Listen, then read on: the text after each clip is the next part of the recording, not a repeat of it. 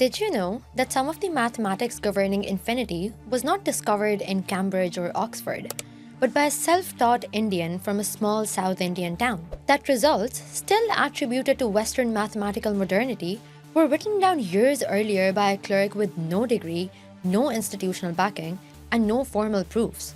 And what does it reveal about knowledge itself when truth exists before authority grants it permission? At the turn of the 20th century, while the British Empire claimed to civilize the world through reason and rational order, an untrained clerk in South India was writing down mathematical truths so unfamiliar that Europe would take decades to understand them. His name was Srinivasa Ramanujan, and his life unsettles everything we assume about knowledge, authority, and brilliance. Srinivasa Ramanujan was born in 1887 in Erode, in the Madras Presidency of British India, into a poor Brahmin family. His father worked as a clerk in a clothes shop. His mother sang devotional songs and believed deeply in divine science. Their world was narrow, precarious, and governed by hierarchy. From early childhood, Ramanujan displayed an obsessive relationship with numbers. Not aptitude in the conventional sense, but absorption. Mathematics was not a subject he learned, it was a language he already inhabited. At 16, he encountered a book that would quietly determine his intellectual fate. G.S. Carr's Synopsis of Elementary Results in Pure Mathematics. The book was outdated, compressed, and stripped almost entirely of proofs. For most students, it was unreadable. For Ramanujan, it was liberation. He did not learn mathematics as a ladder of logical justification. He encountered it as a landscape of patterns. Later critics would argue this damaged his rigor. What it actually produced was something far more unsettling. A mathematician formed outside the Western epistemological pipeline, someone who saw results before learning how institutions expected them to be justified. Ramanujan entered college on scholarship. He lost it quickly. Not because he lacked intelligence, but because he failed every subject except mathematics. Here lies one of the least acknowledged tragedies of his life. Colonial education systems punished specialization without credentialed balance. Ramanujan could derive infinite series, but he could not pass English exams or history papers designed to reproduce bureaucrats, not thinkers. By his early 20s, he was starving. He filled notebooks with equations while borrowing money for food. His wife, married to him as a child according to custom, lived separately.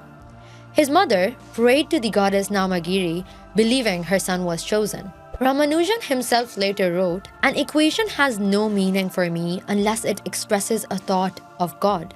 This was not a metaphor, it was ontology. By 1912, Ramanujan had compiled thousands of mathematical results, identities, infinite series, continued fractions, many without proof, most without precedent. He began writing letters to British mathematicians. Most ignored him. This was not incidental. Imperial academia was structured to distrust unsanctioned knowledge, especially knowledge produced by colonized subjects without degrees. The letters themselves, some of which survive in scanned form, are revealing documents. The handwriting is careful, almost deferential.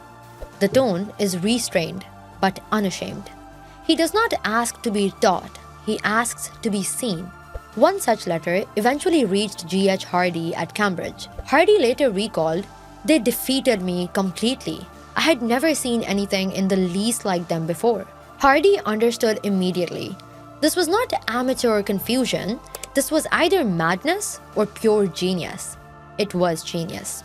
In 1914, Ramanujan arrived in England. Cambridge did not know what to do with him. Hardy attempted to teach him proofs, formal methods, analytical discipline. Ramanujan attempted to explain intuition, pattern, and sudden vision.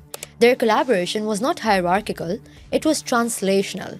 Two epistemologies attempting to speak without a shared grammar. Hardy famously classified mathematicians into ordinary geniuses and magicians. Ramanujan, he said, was a magician. But magic made Cambridge uncomfortable. Ramanujan struggled with food, climate, illness, and isolation. He remained deeply religious. He believed equations came to him in dreams. He refused meat, he refused alcohol, he refused to become British in temperament. And yet, His output during these years was staggering. Hardy once said that his biggest contribution to mathematics was the discovery of Ramanujan. Let us be precise rather than mystical. Ramanujan made foundational contributions to number theory, partition functions, modular forms, continued fractions, and infinite series. Entire areas of modern mathematics and later theoretical physics now rely on identities he wrote down without proof. A century later, mathematicians are still proving results he stated casually. As one scholar later observed, Ramanujan did not solve problems, he revealed landscapes. Here lies the deeper tension. Western mathematics privileges proof as legitimacy. Ramanujan privileged insight as truth. Hardy understood this conflict. Many others did not. Some dismissed Ramanujan as undisciplined. Others exoticized him as a mystical Eastern prodigy, reducing epistemic difference to cultural fantasy. Philosopher of mathematics Imre Lakatos would later argue that mathematical knowledge often begins as conjecture, intuition, and error, only later formalized into proof. Ramanujan embodied that process into its rawest form. He was neither irrational nor mystical. He was operating within a different cognitive tradition, one that colonial modernity refused to recognize as legitimate. During World War I, Ramanujan's health collapsed. Tuberculosis, malnutrition, depression, intensified by isolation and institutional neglect. In 1918, he was elected Fellow of the Royal Society, the first Indian mathematician to receive the honor. But recognition arrived too late. He returned to India in 1919. He died in 1920. He was just 32.